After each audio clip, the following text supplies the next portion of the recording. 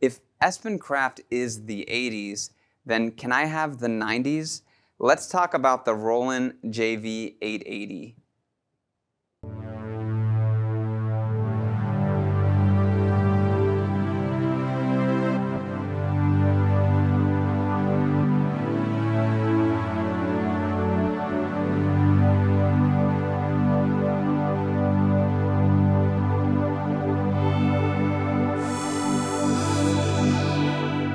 Hi, I'm Zach Marr from Alamo Music here in San Antonio, Texas. You can find us online at alamomusic.com. If you haven't already, hit the subscribe button, turn your notifications. This is our Alamo Sound Lab channel where we talk about all things music tech related.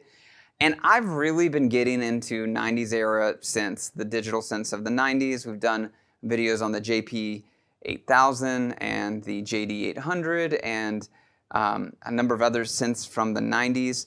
And today we're going to talk about the JV-880, the rack mount version of the JV-80, which was like the second gen digital synth line from Roland after the D50 and kind of the synths that came after that in the late 80s.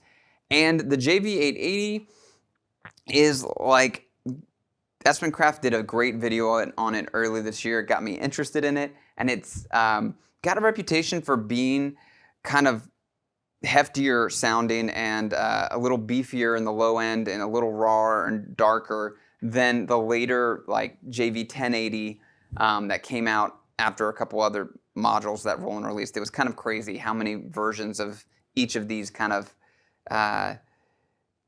eras of digital synth. There would always be like 10 models. There's a whole lineage, a tree that you can see on Don Solaris' website that documents, and I have to reference it to keep it all in order in my brain. But the 880 is the lo-fi brother to the 1080 and the predecessor, and the JV-80 was at its time kind of the refresh to the D50, and it added some things. You know, there's more polyphony. I think it's 28 voices of polyphony, and it also had it was less hands-on. It didn't have one of those controllers, the PG-1000s, but it had more waveforms, and it had a different form of sample playback, DI sample playback, which was Roland's kind of way of handling playback of samples that was kind of cutting edge at the time. It also had an 18-bit output, so a little more hi-fi than the earlier D50. They added FXM frequency cross-modulation to complete with the Korg 01/W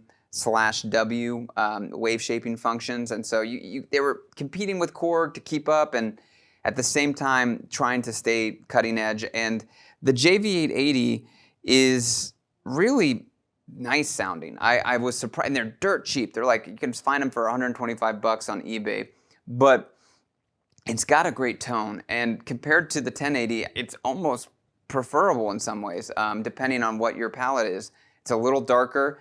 The 1080s, you get more complexity, and it's definitely a deeper synth, but the 880 has some just raw beauty that I was really impressed by. It's got a different processor, and it has a different digital filter than the 1080, so that's really where a lot of the sound difference. Apparently, it also has a different frequency bandwidth. What is it? Yeah, it has a different bandwidth filter as well, and so the processor isn't as powerful as the 1080, so you get, it's just not, it's a little more glitchy and when it comes to sound design, but it is really nice sounding. And another thing that, just a small thing, when you're switching between patches and you're holding a chord on the 880, you can, the chord can, or the patch continues, and then you can start playing the next patch. On the 1080, unless I was doing it wrong, that is not the case. It does a hard cut when you switch patches, and it's a small detail, but I'm playing the 880 when we were doing the demos. It was just more enjoyable experience on that little small part. But enough of that. Let's talk about, or let's listen to the 880, and we'll conclude with some final thoughts, is whether or not it's worth it today.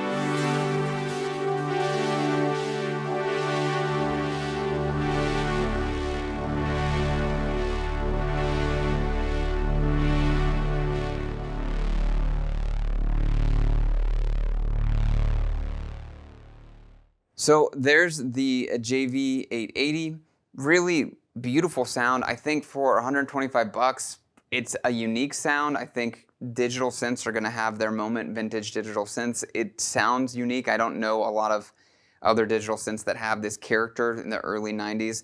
It definitely is in the Roland family of sounds. So it has similarities to like the D50. So there is some, like, if you like that sound, one of these early digital synths from Roland they have this character, and I think that it's not really easily found in modern synths or even VSTs. There's just the limitations of the processors and the digital to analog converters all kind of contribute to the uniqueness of these kind of primitive digital instruments. But really a nice sound. I hope you enjoyed the demo. I feel like it actually went well. Sometimes the demos are a little shaky. We just do them on the fly. It's all improvising. But really enjoyed it, and I am curious to see what others think. Please leave your comments below. We would love to continue the discussion. And if you didn't already, hit the subscribe button, turn your notifications. If you want to talk more, go to alamomusic.com. And I hope you have a wonderful rest of your day. Until next time.